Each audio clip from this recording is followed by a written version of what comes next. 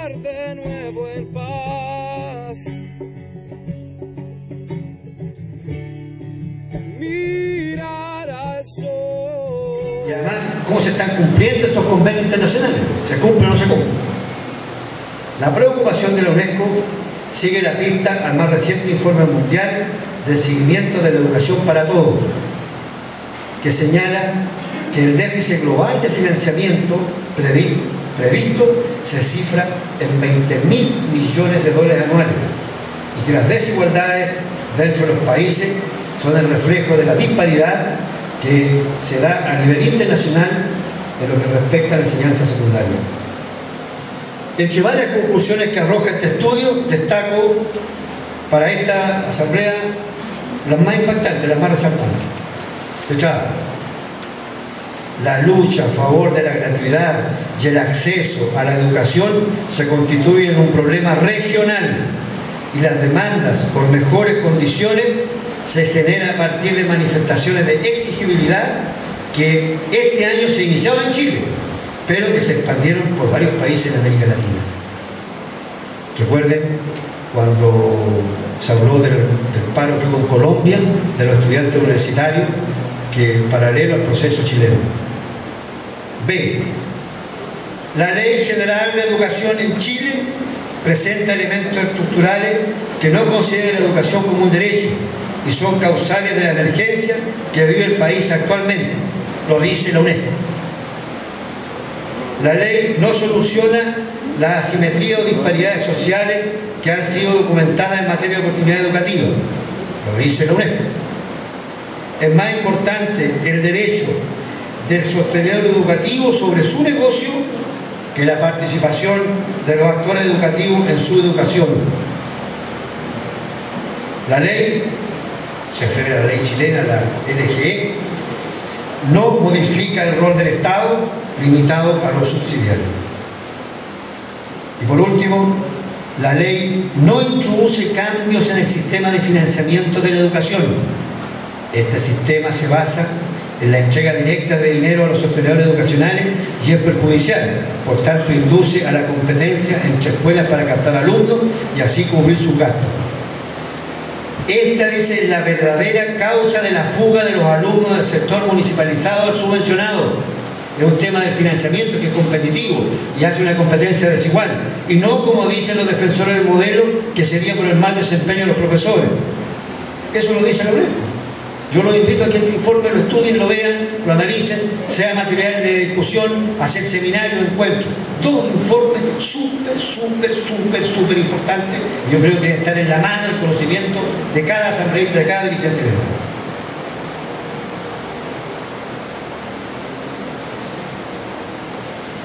Estos son los elementos que gatillaron el rechazo de los estudiantes al sistema educativo en general, que favorece una desmedida participación del sector privado en la educación. La falta de gratuidad en la educación en Chile es una cuestión evidentemente central. Todo esto lo afirma la UNESCO y eso es lo más impactante, como también después hablan en otros capítulos de la desregulación. Pasamos a otro capítulo. Una evaluación del año 2011. Hemos dicho que el año 2011 pasará a la historia, marcado por las grandes y masivas movilizaciones, y con un sello de reclamo de los cambios estructurales que aún no estamos cerca de ver realizados. Este año marcó el despertar de la manera de la justicia social y la igualdad del pueblo de Chile de la mano del movimiento social por la educación, a través del cual estudiantes universitarios y secundarios, profesores, apoderados, ecologistas, organizaciones vivas y la sociedad en su conjunto se volcaron a las calles exigiendo 4 puntos fundamentales. Al inicio surgió como algunas cosas medias corporativas, muy de la onda universitaria, pero después se fue decantando en fin a la municipalización, avanzar en la educación gratuita en todos los niveles, avanzar en el fin al lucro en la educación en todos los niveles, reformas constitucionales que garantice la forma real del derecho a la educación. La educación es un derecho y no un bien de consumo. Si bien es cierto que este movimiento rompió desde el mundo universitario, con el pasar de los meses se transformó en un movimiento ciudadano por la educación, completamente transversal y que interpretó a la inmensa mayoría de los chilenos. Entre tanto, aquí quiero entregar otro elemento que puede ser para el debate en las comisiones. ¿Qué pasa con Chile, con los chilenos? Porque la crisis de legitimidad del sistema político es más grave de lo pensado y los cambios desastrosos que han traído la aplicación de las políticas neoliberales por más de 30 años ha tenido ya su efecto. Por tanto, hoy día, responsabilizar solo a las organizaciones y a los dirigentes por la no superación de la crisis es un despropósito, es no actuar con los pies en la tierra. Nótese además que estamos solamente considerando esto y no estamos considerando el sinnúmero de prácticas antisindicales y las políticas de terror que a diario se aplican en contra de los trabajadores. Hay colegios subvencionados en que hemos formado 3 o 4 veces sindicatos porque los sostenedores no respetan la ley de sindicalización y menos de negociación colectiva. Esto significa un gran despliegue, esfuerzo, destinar recursos y avanzar muy lentamente.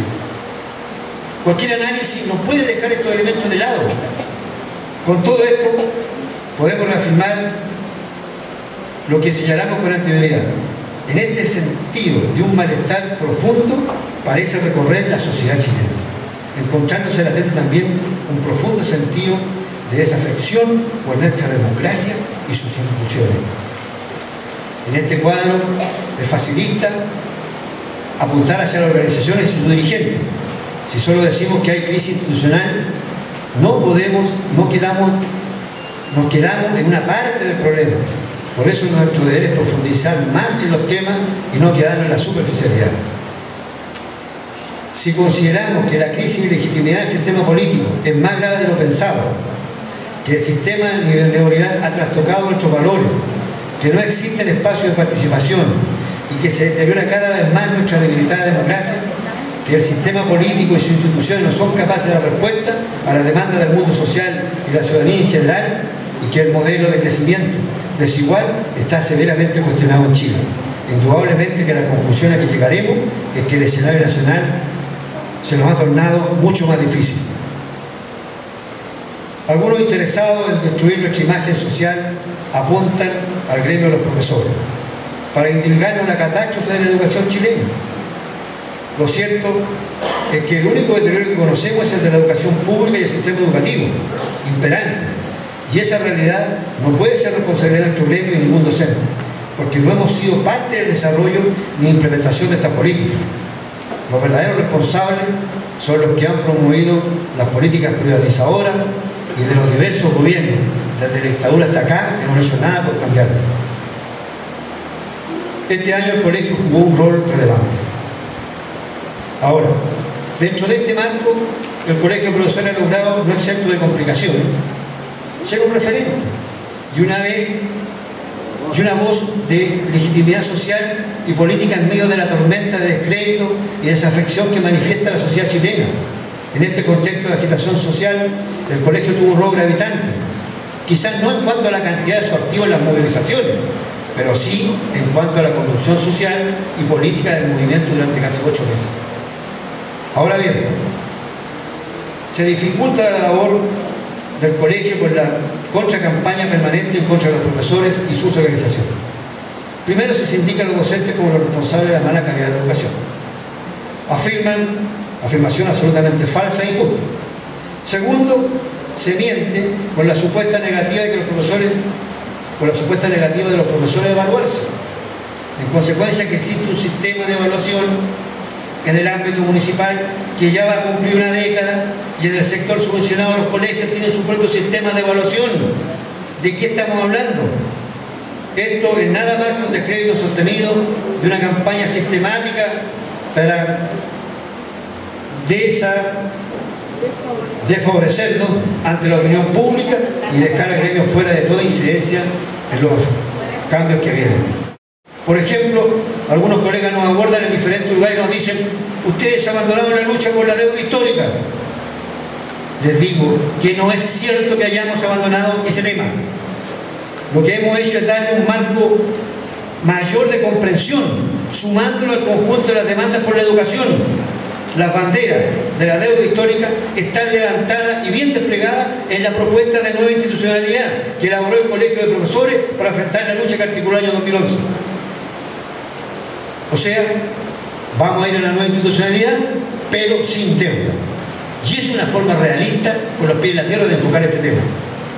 Y fíjense que si se desmunicipaliza la educación pública, privatizando, hagamos política de ficción y nos vamos a la privatización, olvidémonos de todas las deudas, la histórica, la previsional, etc.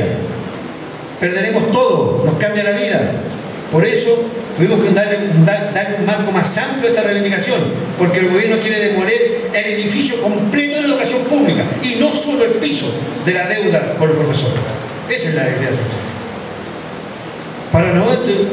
Para una nueva institucionalidad educativa no aceptaremos deudas de arrastre como la deuda histórica de los profesores y un conjunto de más deudas que hoy día existen.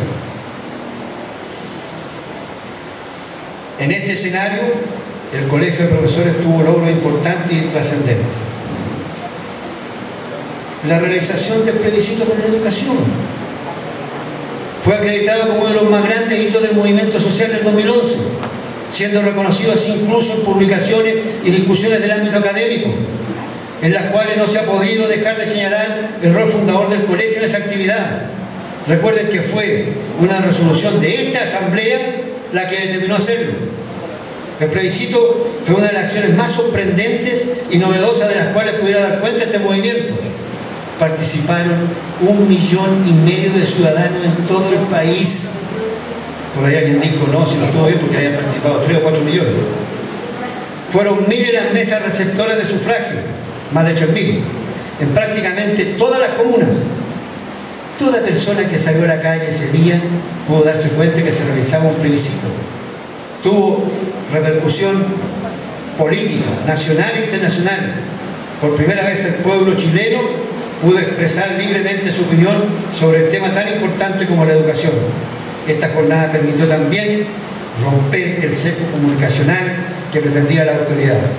Un ejemplo que demuestra la transversalidad que tuvo este acto, es decir, la participación de amplios sectores, es lo que ocurrió al final de un turno en una industria de Cerrillo, que cuando abordaban los autobuses para el traslado a los trabajadores, el presidente del sindicato les dijo y les recordó que debían votar.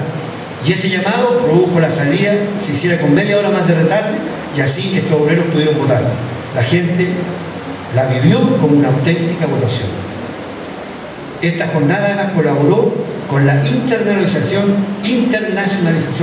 del movimiento social por la educación, que fue la visita de los estudiantes Camila y Giorgio a Europa para denunciar ante la comunidad internacional lo que estaba pasando en Chile. Nació ícono del neoliberalismo. Después del plebiscito dejó de ser un tema sectorial para transformarse en un tema país, cuyo impacto además fue visibilizado en el extranjero y señalado como referente. Pues bien, ¿quién efectuó la convocatoria? ¿Quién organizó este evento? ¿Quién implementó a conocer el resultado? Fue el Colegio de Profesores y apoyado, por supuesto, con todos los demás actores de la mesa social.